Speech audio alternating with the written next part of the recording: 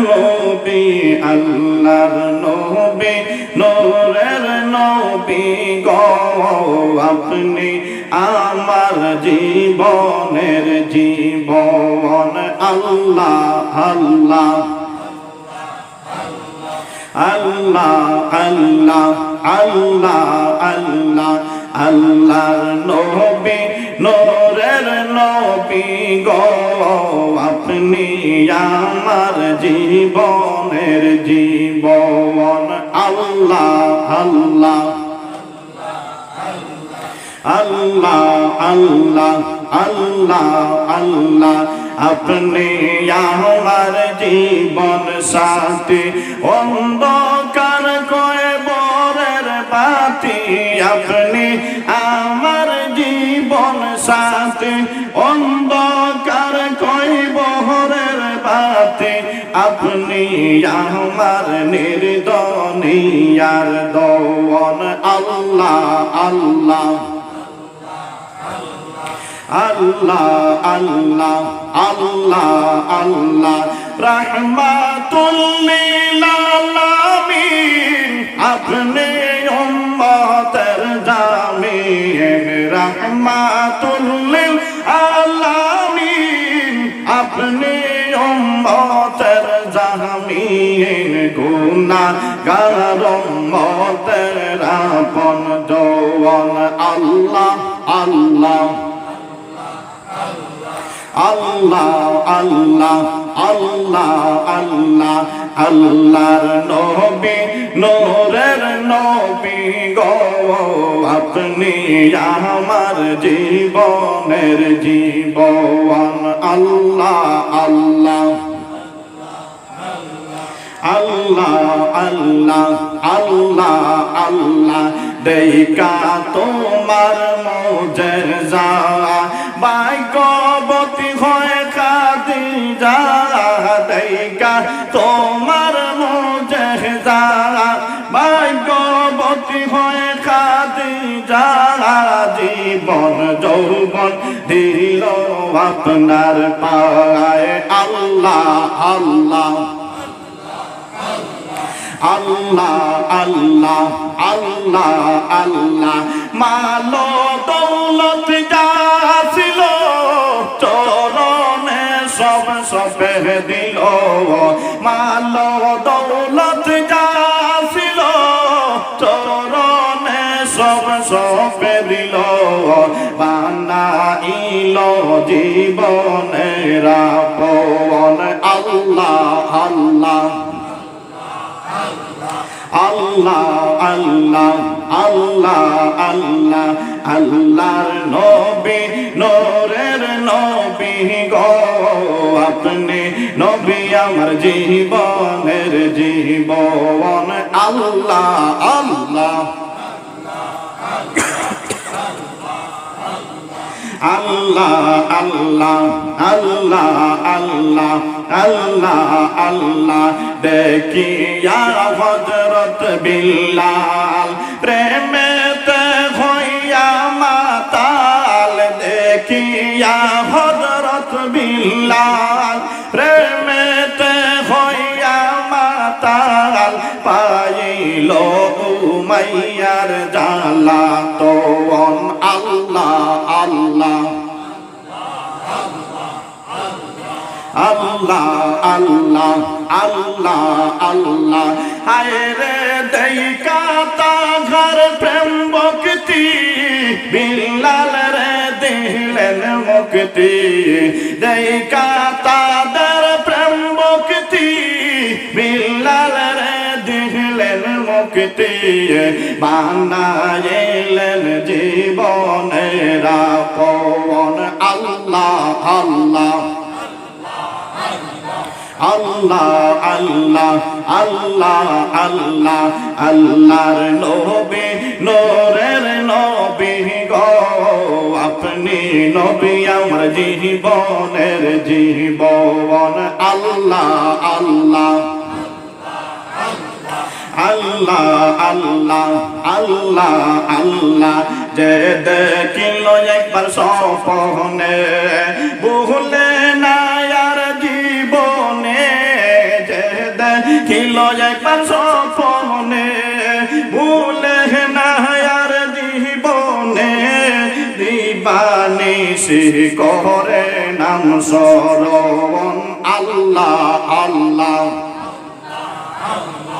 আল্লাহ আল্লাহ আল্লাহ আল্লাহ এই আশায় আমি অদম জীবন দিলাম করিয়া অর্পণে আশায় আমি অদম জীবন দিলাম বিলাইয়া পাইতে নবী তোমার দুই চরণ আল্লাহ আল্লাহ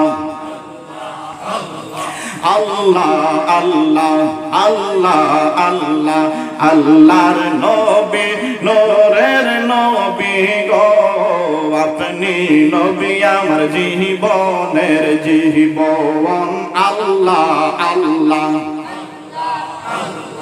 আল্লাহ আল্লাহ আল্লাহ আল্লাহ আল্লাহ আল্লাহ পাইলে নিরা লাই গো নবী পাইলে নিরালায় আল্লাহ আল্লাহ আল্লাহ আল্লাহ আমি দুই কদমে চুমকাবো দুই কদমে চুমকাবো চরণ দোলি মাখবো গায়ে পাইলে নিরা লাই গো নবী পাইলে নিরালায় আল্লাহ আল্লাহ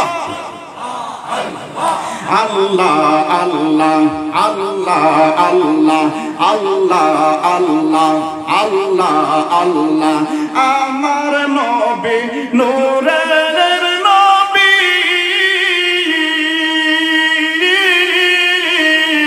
আমার নবী জিন্দা গো নবী আমার নবী নূরের নবী আমার নবী জিন্দা গো নবী পার কহরিয়া হাসর দিনে পার কহরিয়া হাসর দিনে নিদানের বেলায় পাইলে নিরা লাই গো নবী পাইলে নিরালায় আল্লাহ আল্লাহ আল্লাহ আল্লাহ আল্লাহ আল্লাহ আমি দুই কদমে চুমকাবো দুই কদমে চরণ ধুলি মাখবো গায়ে পাইলে নিরা লাই গো নবী পাইলে নিরালায় আল্লাহ আল্লাহ আল্লাহ আল্লাহ আল্লাহ আল্লাহ আল্লাহ আল্লাহ একবার স্বপ্নে দেখলে গোজারে সব গুনাহ জহরিয়া গো পড়ে একবার স্বপ্নে দেখলে গোজারে সব গুনাহ জহরিয়া গো পড়ে দয়া করে পার করিও নবী দয়া করে দেখা দিও নিদানের বেলায় পাইলে নিরা লাই গো নবী পাইলে নিরালায় আল্লাহ আল্লাহ আল্লাহ আল্লাহ আল্লাহ আল্লাহ আল্লাহ আল্লাহ আল্লাহ আল্লাহ আমি দুই কদমে চুমকাবো বলো দুই কদমে চরণ ধুলি মাখবো গায়ে পাইলে নিরা লাই গো নবী পাইলে নিরালায় আল্লাহ আল্লাহ আল্লাহ আল্লাহ আল্লাহ আল্লাহ দয়াল নবী অনেক দূরে লুকিত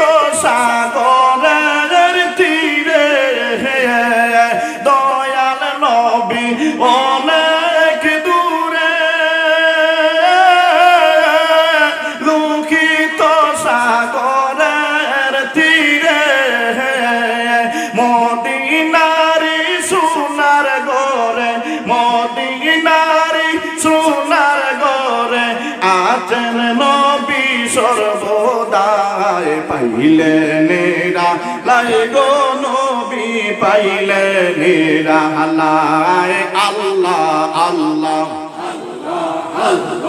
আল্লাহ আল্লাহ আল্লাহ আল্লাহ আমি দুই কদমে চুমুকাবো দুই কদমে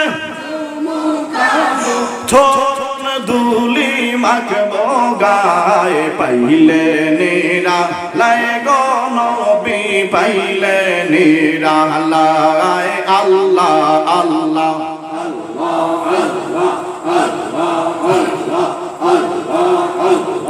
আল্লাহ আল্লাহ আল্লাহ আল্লাহ আল্লাহ আল্লাহ আল্লাহ আল্লাহ মানুষ বানাইছে আল্লাহ প্রেমের কারণে প্রেমের ডুরি বান্ধরে মদিনার সনে আল্লাহ আল্লাহ আল্লাহ আল্লাহ আল্লাহ আল্লাহ আল্লাহ আল্লাহ আল্লাহ বানাইল কত জাতি চলে না তার প্রেম ফিরিতি আল্লাহ বানাইল কত জাতি চলে না তার প্রেম ফিরিতি মানুষ বানাইল আল্লাহ মানুষ বানাইল আল্লাহ প্রেমের কারণে প্রেমের ডুরি বান্ধরে মদিনার সনে আল্লাহ আল্লাহ আল্লাহ আল্লাহ আল্লাহ আল্লাহ আল্লাহ আল্লাহ নবীকে বানাইল আল্লাহ নবীকে বানাইল আল্লাহ প্রেমের কারণে প্রেমের ডুরি বান্ধরে মদিনার সনে আল্লাহ আল্লাহ আল্লাহ আল্লাহ আল্লাহ আল্লাহ আল্লাহ আল্লাহ আল্লাহ আল্লাহ আল্লাহ বানাইল আসমান জমিন আল্লাহ বানাইল রাত আর দিন আল্লাহ বানাইল আসমান জমিন আর বানাইল রাত আর দিন নবীকে পাঠাইল আল্লাহ নবীকে পাঠাইল আল্লাহ ইশকের কারণে প্রেমের ডুরি বান্ধরে মদিনার সনে আল্লাহ আল্লাহ আল্লাহ আল্লাহ আল্লাহ আল্লাহ আল্লাহ আল্লাহ আল্লাহ আল্লাহ নূর নবী বানাইল আল্লাহ নূর নবী বানাইল আল্লাহ প্রেমের কারণে প্রেমের ডুরি বান্ধরে মদিনার সনে আল্লাহ আল্লাহ আল্লাহ আল্লাহ আল্লাহ আল্লাহ আল্লাহ আল্লাহ আল্লাহ আল্লাহ আল্লাহ আল্লাহ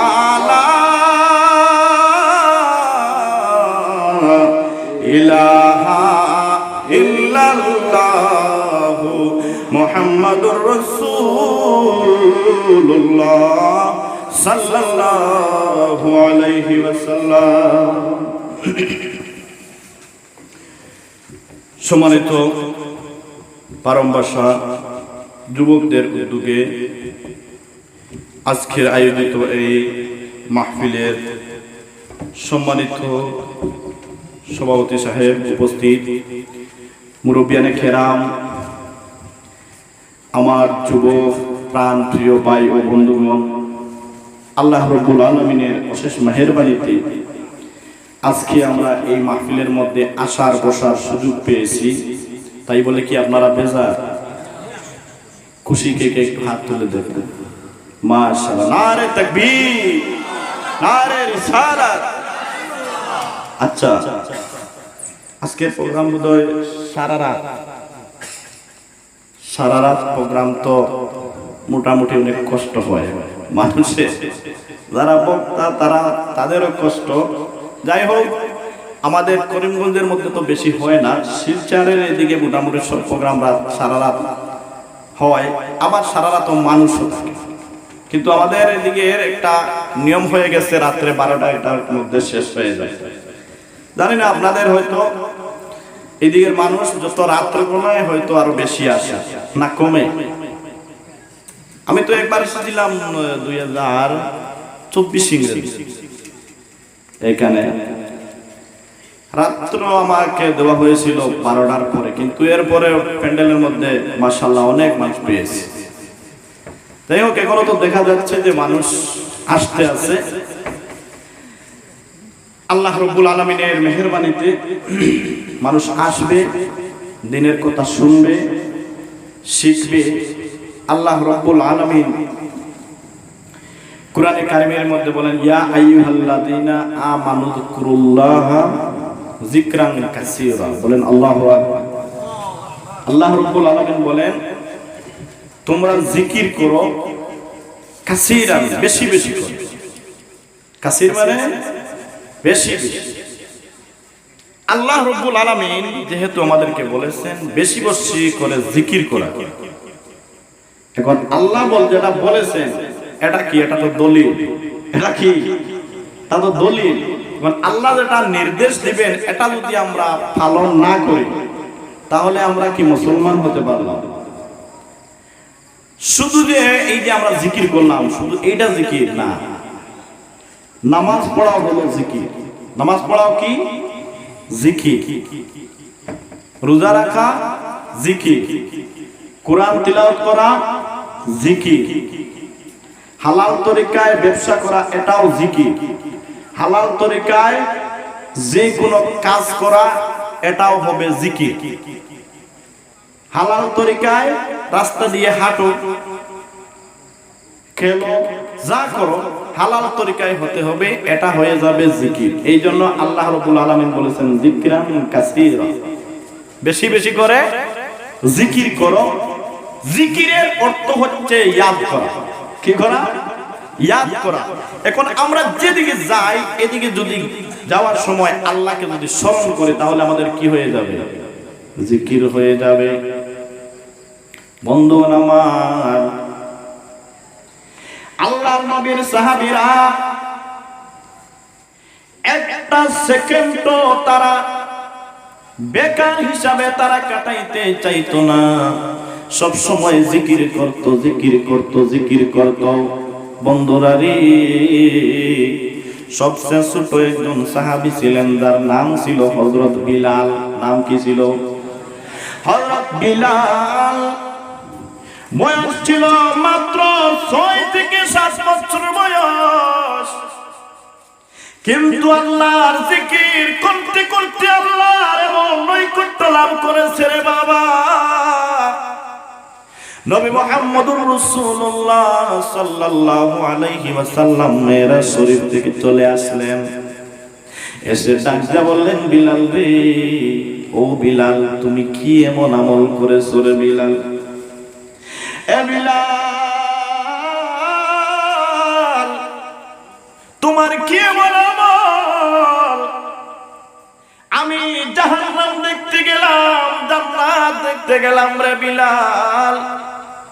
আমি জান্নাতে গিয়ে হাঁটি, জান্নাতের বিভিন্ন কামরায় কামরায় আমি যাই, কিন্তু যেই জান্নাতে যাই, যেই কামরার মধ্যে যাই, যেই দিকে আমি হাঁটি, বিলাল রে, আমি আমার নিজ কানে তোমার পায়ের তালি আমি শুনতে পাই। জোরে জোরে বলেন আল্লাহু আকবার। কিন্তু বয়স ছিল কম। আল্লাহর এত নৈকট্য লাভ করেছিলেন গো বাবা। হযরত বিলাল আমাদের মতো ধনী পরিবারের ছেলে ছিল না। হযরত বিলাল রাদিয়াল্লাহু তাআলা আনহুর বাবা ছিলেন একজন চাকর গোলাম, মা ছিলেন একজন দাসী। হযরত বিলাল রাদিয়াল্লাহু তাআলা আনহার মা বাবা এত গরিব, ৬-৭ বছর হয়ে গেছে হযরতের বিলালের, কিন্তু বিলালকে ৩ বেলা খাবার দেওয়া যায় না। ছেলে কান্নাকাটি করে। আপনারা বলেন, আপনার ছেলে মেয়ে যদি আপনার সামনে কান্নাকাটি করে পেটে রেখে দেয়, তাহলে তোমার মনটা কিরকম হয়ে যাবে? বন্ধুরা, আমার দুঃখের সীমা নাই। বাবা একদিন স্ত্রীকে ডাক দেয়া বললেন, স্ত্রী রে শোন শোন, আমরা তো এত গরিব, আল্লাহ আমাদেরকে এত গরিব বানাইছে, কিন্তু আমার ছেলের মুখ দিয়ে তাকাইয়া আমি বাবা সইতে পারি না, আমি বাবা সইতে পারি না। স্ত্রী রে আমি একটা পরামর্শ দে, আমার পরামর্শটা যদি তোমার ভালো লাগে তুমি আমাকে বলে দিবা। স্ত্রী ডাকটা বলল, স্বামী গো দেখি আপনার পরামর্শটা কি, আপনি কি কোন ডিসিশন নিয়েছেন? স্বামী ডাকটা বললেন, স্ত্রী রে আমার মনে হয় আমাদের বিলালটাকে যদি আমরা বিক্রি করে দেই, ধনী কোনো মানুষের বাড়ি চলে যাবে, আর কিছু করো কিংবা তো না করো, তিন অন্ত তার পেট ভরা খানি পাবে। ঠিক কিনা বলুন? একটা ধনী মানুষের বাড়ির মধ্যে অনেক গরিব মানুষ থাকে কি থাকে না? সামান্য সামান্য কাজ করে, কিন্তু এটা একদিন করে নেই যে আমি কিছু করি বা না করি আমার কোনো লাইফ হোক না হোক, কিন্তু যতদিন এখানে থাকবো ততদিন পেট ভরে তো খেতে পাবো। আছে না এরকম অনেক মানুষ আছে। বিলালের স্ত্রী চোখের পানি ছেড়ে দিয়ে কান্দে আর বলে, স্বামী গো আপনার ডিসিশনটা তো খারাপ না, কিন্তু আমার বিলাল, আমার কলিজার টুকরা বিলাল আমি কিভাবে বিক্রি করে দেই?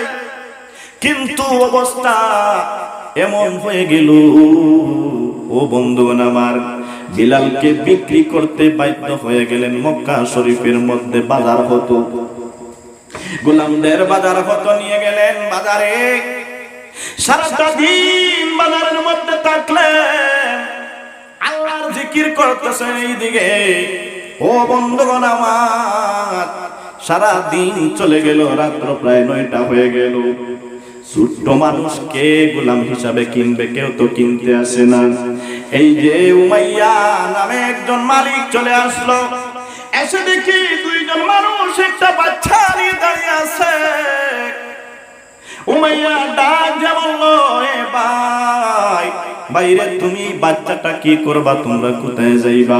বিলালের বাবা ডাক দিয়ে বলে, বাবা গো আমরা বড় গরিব মানুষ, আমাদের বাড়ি হলো আফ্রিকায়, আমরা এখানের মধ্যে এসেছি, হিস্ট্রি অনেক লম্বা, ভাই তোমাকে বলতে পারবো না।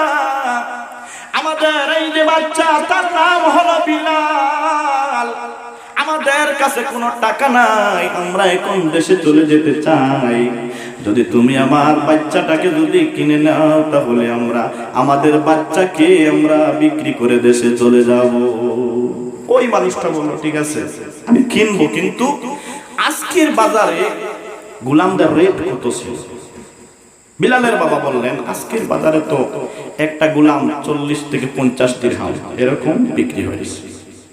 উমাইয়া বলল, ভাই রে তোমার বাচ্চাটা তো ছোট, তোমার এই বাচ্চা আমি এখন কিনে নেব, কিন্তু এখন তো তাকে দিয়ে কোনো কাজ করানো যাবে না, ছোট্ট মানুষ করতেই পারবে না। আমার 5, 6, 7 বছর চলে যাবে, এরপরে সে কাজ করবে, আমি মাত্র 10 দিরহাম দিয়ে দিব, যদি 10 দিরহাম নিয়ে দিতে পারো আলহামদুলিল্লাহ। সে বলল, 10 দিরহাম দিলে মোটামুটি আমি 10 দিরহামে হলে আমি নিয়ে যাব। স্ত্রী বলল, কোনো উপায় নাই, দিয়ে দিলেন বিলালকে। কিন্তু ছোট্ট বিলাল ও বন্ধুগণ আমার, কিন্তু এখনো বুঝে নাই যে মা বাবা তার সঙ্গে কোন ব্যবহার করতেছে, কি বলতেছে। সেটা কোনোদিন মার্কেটের মধ্যে যায় নাই, গোলামদের বিকে কিনে এটাও দেখে নাই। হযরত বিলাল রাদিয়াল্লাহু তাআলা আনহুকে যেই সময় উমাইয়ার হাতের মধ্যে দিয়ে দিলেন, ও বন্ধুগণ আমার, এরপরে বিলাল বুঝতে পারলেন যে এই সময় মা বাবা চলে যাচ্ছেন। মাকে ডাকে মা, বাবাকে ডাকে বাবা গো, তোমরা আমাকে কার হাতে রেখে তোমরা চলে যাও? আমি কার সঙ্গে রাত যাপন করব? কার সঙ্গে আমি থাকবো গো বাবা? কার সঙ্গে থাকবো? ও বন্ধু আমার, মা পিছনে পিছনে ফিরে তাকায়, বাবা তাকায় কিন্তু উপায় নাই। অভাবের জ্বালা বড় জ্বালা রে ভাই। ও বন্ধুগণ আমার, কিতাবের মধ্যে আসছে হযরত বিলাল কাঁদতে কাঁদতে মাটির মধ্যে পড়ে যায়। উমাইয়াও কাঁদে, বাচ্চার কান্না দেখে উমাইয়াও কাঁদে। এখন বাবা মা চলে গেছে, উমাইয়া বাড়ির মধ্যে নিয়ে গেল।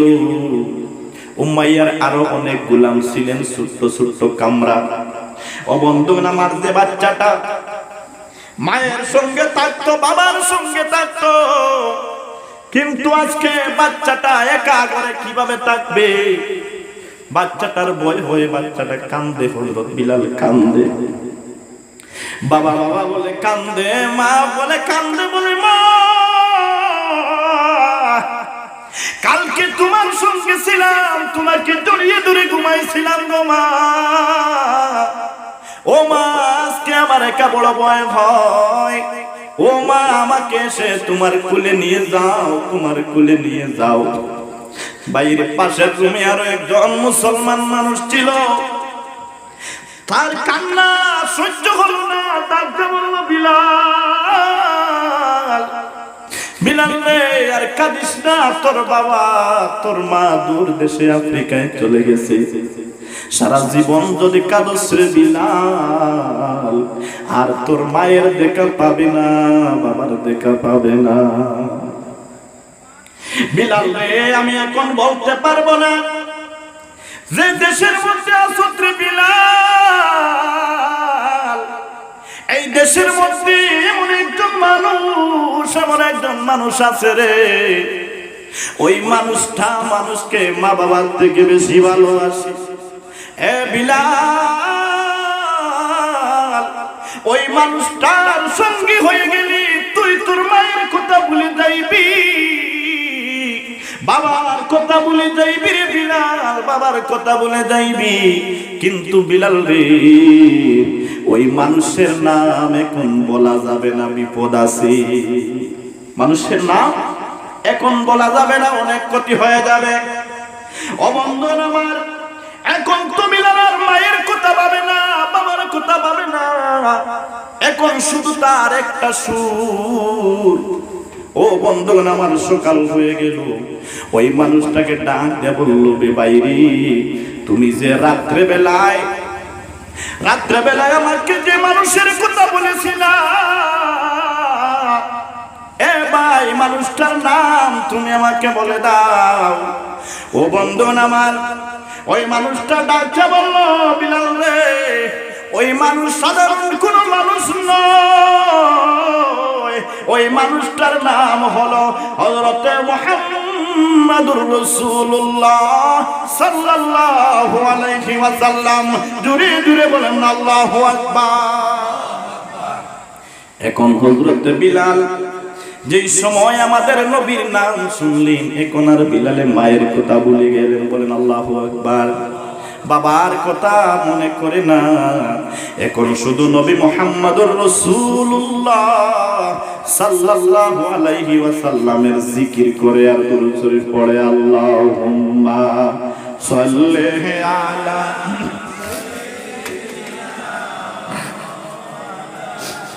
মুহাম্মাদ ওয়া আলা আলি সাইয়্যিদিনা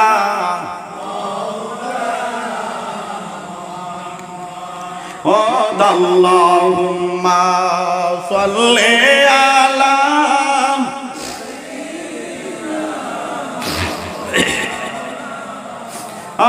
মুহাম্মাদ ওয়া আলা আলি সাইয়্যিদিনা।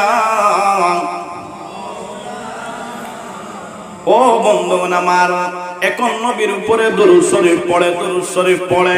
ওই মানুষটা ডাক দিয়ে বলল, বিলাল রে, তুমি জানো না আমরা যার বাড়িতে আছি উমাইয়া, সে হলো নবীদের এক নম্বরে দুশমন, নবীজিকে ভালোবাসে না। তুমি জোরে জোরে দুরূদ শরীফ পড়তে পারবা না, নবীর নাম নিতে পারবা না। যদি ওই মানুষটা শুনে গো, তাহলে তোমাকেও মারবে, আমাকেও মারবে।